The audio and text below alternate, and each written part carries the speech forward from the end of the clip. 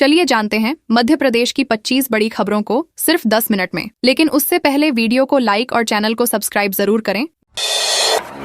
कांग्रेस विधायक ने गाय को राष्ट्रीय पशु घोषित करने की उठाई मांग। मध्य प्रदेश विधानसभा के बजट सत्र के दूसरे दिन सदन में गाय को राष्ट्रीय पशु घोषित करने की मांग को लेकर जोरदार बहस हुई। कांग्रेस विधायक आतिफ अकील संकल्प प्रस्ताव लेकर आए, जिस पर भाजपा विधायक रामेश्वर शर्मा ने तीखी प्रतिक्रिया देते हुए धार्मिक शपथ की बात कही। प्रश्नकाल में तिलहन संघ कर्मचारियों के वेतनमान और पंचायतों में कबड्डी मैट उपलब्ध कराने जैसे मुद्दे भी उठे। सदन के बाहर कांग्रेस विधायकों ने इंदौर के भागीरथपुरा में दूषित पानी से हुई मौतों पर प्रदर्शन किया। नेता प्रतिपक्ष उमंग सिंघार और विधायक महेश परमार ने सरकार पर लापरवाही के आरोप लगाते हुए जिम्मेदार अधिकारियों पर कार्रवाई की मांग की। NH 44 पर मक्का से भरा ट्रक पलटा। राष्ट्रीय हाईवे 44 पर सिविल लाइन थाना क्षेत्र के छौंदा टोल के पास मंगलवार सुबह मक्का से भरा ट्रक अनियंत्रित होकर पलट गया। हादसा सड़क पर अचानक आई गाय को बचाने के प्रयास में हुआ। ट्रक ग्वालियर से आगरा जा रहा था। चालक और हेल्पर को मामूली चोटें आईं, जिन्हें जिला अस्पताल में भर्ती कराया गया। दुर्घटना के बाद हाईवे पर जाम की स्थिति बनने लगी, जिसे पुलिस ने क्रेन बुलाकर नियंत्रित किया। ट्रक मालिक ने दूसरा वाहन मंगवाकर मक्का की बोरियां शिफ्ट कराईं। सिविल लाइन पुलिस ने मामला दर्ज कर जांच शुरू कर दी है और यातायात सामान्य कर दिया गया है।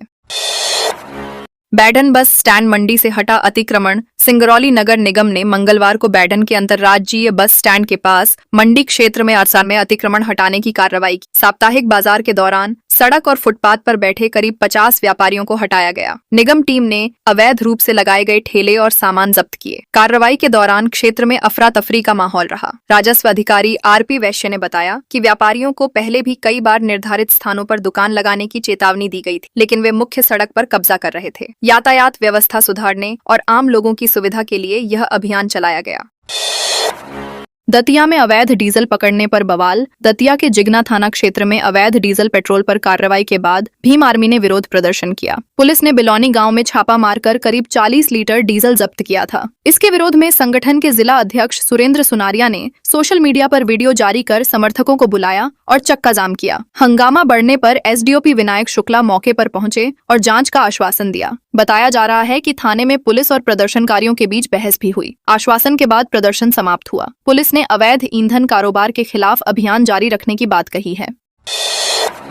बुरहानपुर में शॉर्ट सर्किट से 2 मकान जलकर खाक। बुरहानपुर के शाहपुर थाना क्षेत्र के चाकबारा गांव में सोमवार को शॉर्ट सर्किट से भीषण आग लग गई। आग योगेश सीताराम महाजन के घर से शुरू हुई और पास के रविंद्र राजाराम के मकान तक फैल गई। आग की तीव्रता से घर में रखा गैस सिलेंडर फट गया, जिससे नुकसान और बढ़ गया। दोनों मकान मालिक उस समय खेत में तरबूज तोड़ने गए थे, इसलिए जनहानि नहीं हुई। हालांकि घरों में रखा सारा सामान जलकर खाक हो गया। सूचना पर दमकल और ग्रामीणों ने मिलकर आग पर काबू पाया। प्रशासन ने नुकसान का आकलन शुरू कर सहायता का आश्वासन दिया है।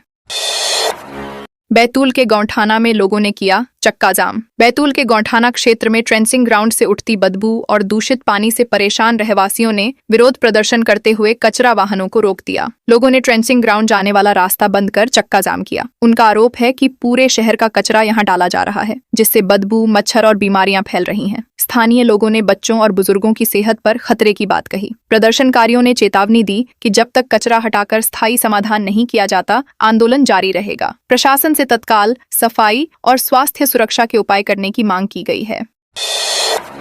डैम में डूबे दोनों छात्रों के मिले शव। रतलाम के बाजना रोड स्थित पलसौड़ी गांव के जय शेनाइला के जय श्री राम। डैम में डूबे दोनों छात्रों के शव SDRF टीम ने बरामद कर लिए। पहले ध्रुव और 1 घंटे बाद जय उर्फ आशुतोष का शव मिला। दोनों कक्षा 9वीं के छात्र थे और दोस्तों के साथ पिकनिक मनाने गए थे। वे समता शिक्षा निकेतन सागोद रोड में पढ़ते थे। सोमवार को 8 छात्र घर से पार्टी का कहकर निकले थे। हादसे के बाद साथ गए 6 छात्र सदमे में हैं और ज्यादा बात नहीं कर पा रहे। पुलिस ने मर्ग कायम कर जांच शुरू कर दी है तथा परिजनों को सांत्वना दी है।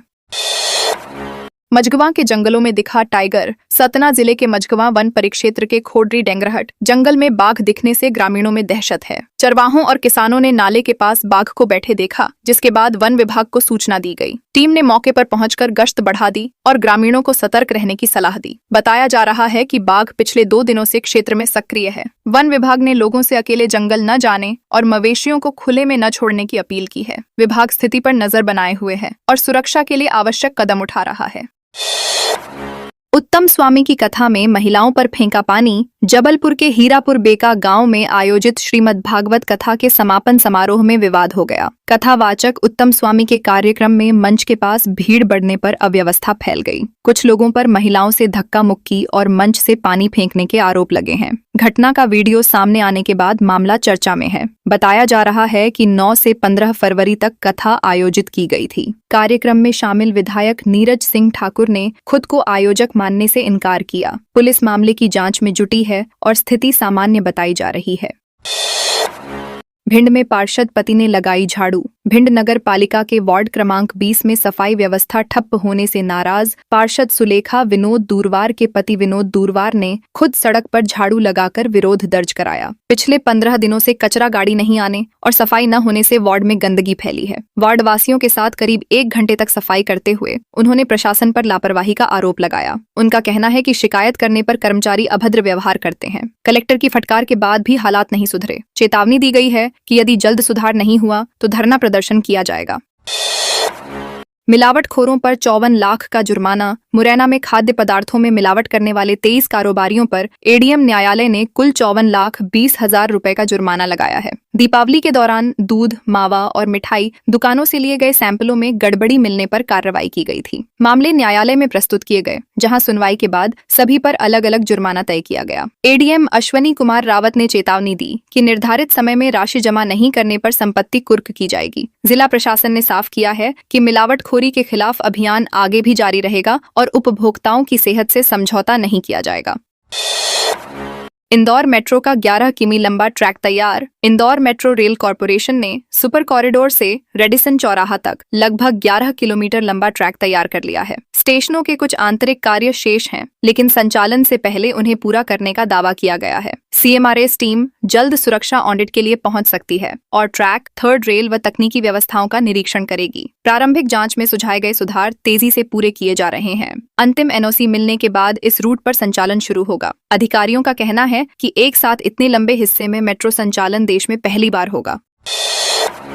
13 साल बाद गिरफ्त में आए हत्या के आरोपी। जबलपुर के बाबा टोला निवासी 2 सगे भाइयों को पुलिस ने 13 साल बाद गिरफ्तार किया है। राजेंद्र मराठा और नरबद मराठा पर हत्या, लूट और अवैध हथियार रखने जैसे गंभीर अपराध दर्ज हैं। 1997 में श्रीनाथ कोरी की हत्या के बाद उन्हें जेल हुई थी। 2011 में हाईकोर्ट से सशर्त जमानत मिलने के बाद 2013 में दोनों फरार हो गए। वारंट जारी होने और इनाम घोषित होने के बावजूद वे पकड़ में नहीं आए। हाल ही में पुलिस ने कानपुर से दोनों को गिरफ्तार किया। पुलिस अब उनसे अन्य मामलों में भी पूछताछ कर रही है और आगे की कानूनी कार्रवाई की जा रही है।